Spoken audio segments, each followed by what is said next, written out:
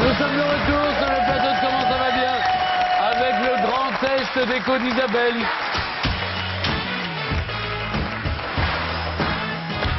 Et mon Isabelle déco maintenant. Eh oui, vous allez nous faire découvrir une famille d'artisans qui perpétuent leur savoir-faire dans la lumière. Oui. Ancien ou contemporain, mais le luminaire, c'est leur domaine.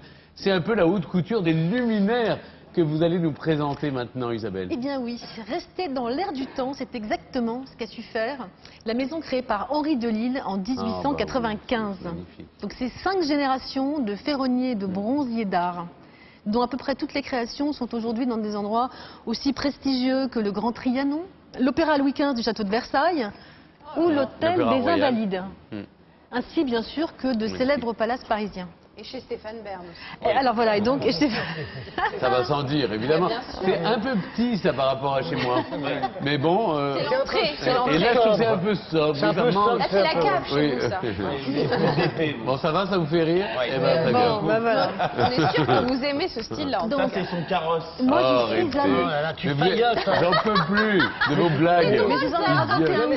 C'est derrière, dans les coulisses. Pour les et qui peut mettre un lustre comme ça chez soi? Par vous, personne. Arrêtez. Mais heureusement que ça se vend encore beaucoup. À l'étranger, les étrangers adorent ça.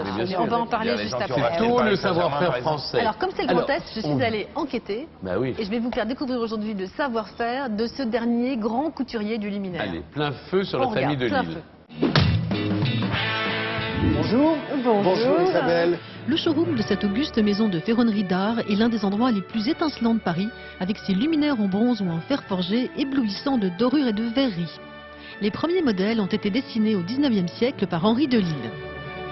Donc Henri, mon arrière-grand-père, a créé cette entreprise en 1895 et vous voyez quelques aquarelles, puisqu'à chaque fois qu'il proposait un modèle, il en profitait pour faire une aquarelle et proposer un dessin à ses clients. Avec le bronze, on peut aussi bien faire une console très contemporaine. Ah oui, ça c'est quand même assez étonnant, qui est une console de la collection Structure. Et puis vous avez au-dessus des appliques Louis XVI, Louis XV, Louis XIV. Que vous fabriquez encore beaucoup aujourd'hui?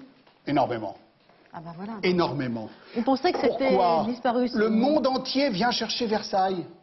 Et alors, quand on leur dit qu'on a fait des pièces exceptionnelles pour le Grand Trianon de Versailles, ils sont heureux de partager avec nous l'éblouissement devant des pièces comme ça. Alors, qu'est-ce que c'est cette lampe? C'est la lampe bouillotte du Grand Trianon de Versailles, qui est une dentelle de bronze. Cette lampe est emblématique de cette maison fondée en 1895.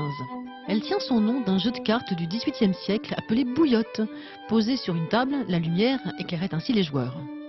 Eh bien, moi, j'ai très envie de savoir comment est fabriquée cette lampe bouillotte. Alors, ce que je vais faire, c'est que je vais m'inviter dans l'atelier de Monsieur Delille, où son fils Jean m'attend.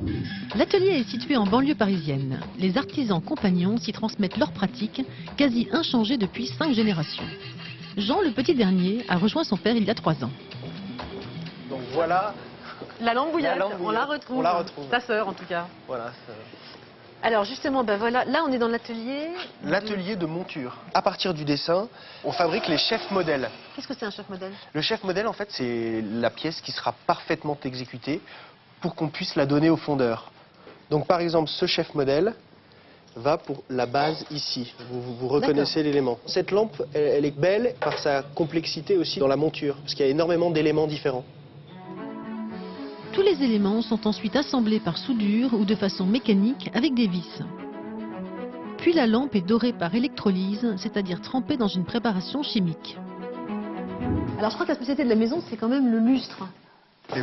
Hein, on en voit quand même un peu partout, j'en ai jamais vu autant de ma vie. Alors ce lustre, justement, il est fait en bronze ou il est en fer? Il est majoritairement en fer, et en tout cas, même les parties en bronze sont dorées à la feuille. Donc vous voyez que c'est une dorure beaucoup plus mate, plus douce, sur lequel on peut faire des patines beaucoup plus originales, de frotter, d'usure, de vieilli. Et c'est un très très joli lustre, d'autant que tout est garni de perles. Ce lustre, issu de dessins d'archives retrouvés dans un palais italien en Savoie, a été remis au goût du jour il y a 20 ans. Appelé lustre Saint-Jean de Maurienne, sa structure est en fer forgé et non en bronze. Alors maintenant, je vous avoue que j'ai très envie de voir le travail des ferronniers, parce que j'imagine que c'est très différent du travail des bronziers. Très. Mais vous connaissez le chemin. Toujours à l'atelier. Jean vous attend. Eh ben j'y vais. Dans le fer, il y a la forge et il y a l'embossage, la mise en forme.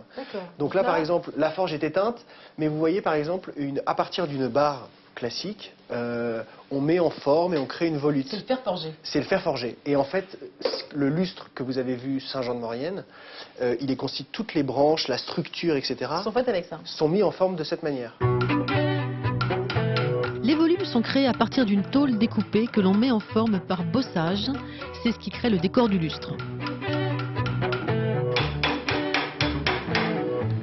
Un petit souvenir. Oh bah merci, un petit journal de la maison. Un petit souvenir de la maison. Bon, eh ben merci beaucoup Roland. Je vous en prie. Au revoir. Au revoir. Bon. Ah, c'est sûr, le mien, il est un peu moins doré. La structure est ensuite recouverte d'une feuille d'or, d'argent, de cuivre ou de laiton. Donc il y a une première couche que vous voyez, cette couche, couche de rouge, c'est une peinture d'accroche. D'accord. Et ensuite, on applique une miction à l'eau. C'est un produit qui sert à faire coller la Tout à feuille. fait. Bah, moi, j'aimerais bien essayer. Vous croyez que c'est possible ou pas? Bien sûr. Je vais la prendre entière.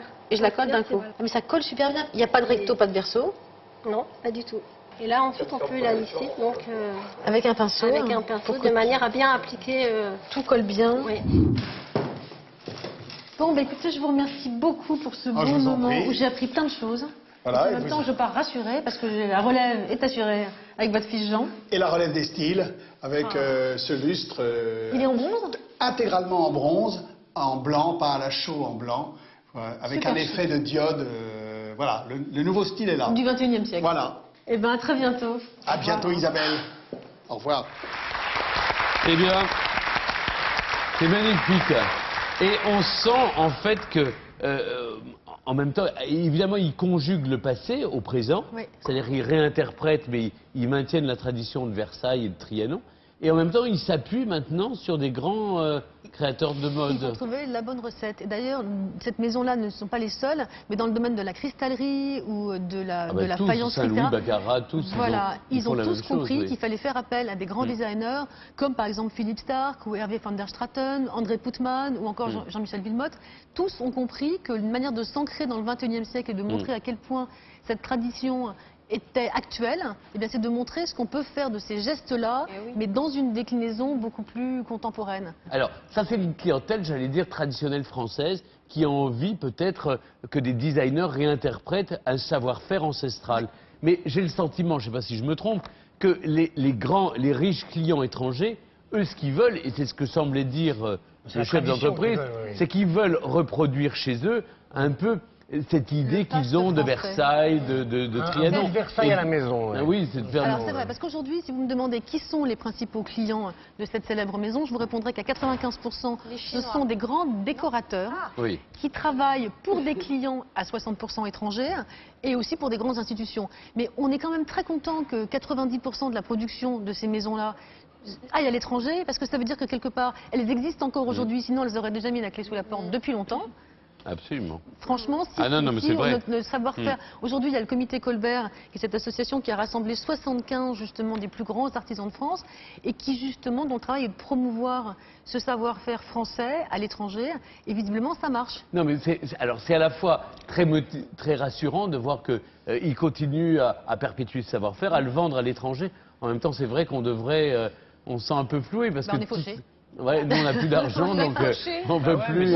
C'est bien, quand on dit que nos emplettes sont nos emplois, c'est les gens qui viennent acheter chez nous qui nous permettent de nous maintenir à flot. C'est vrai. Et c'est vraiment les... Et c'est le rayonnement du fleurons, savoir-faire français. Et ça aussi, il faut C'est savoir pour ça que- qu'il faut vraiment respecter ces savoir-faire. On va chercher nous aussi le meilleur des autres pays et on exporte le meilleur. Oui, Moi, sur je le trouve ça très textile, bien. par exemple, on commence à être battu, mais sur ce genre de Ah, mais métier-là... il y a une qualité Non, mais vendons qui ça est- aussi. C'est incroyable, cette contre des lampe bouillotte pulls. par exemple, elle est magnifique. Moi, j'ai vu faire, et puis surtout, ils ont des archives extraordinaires. Ça veut dire que depuis le début de la maison, ils ont sorti des archives. Là, ils sont en train en ce moment de les étiqueter.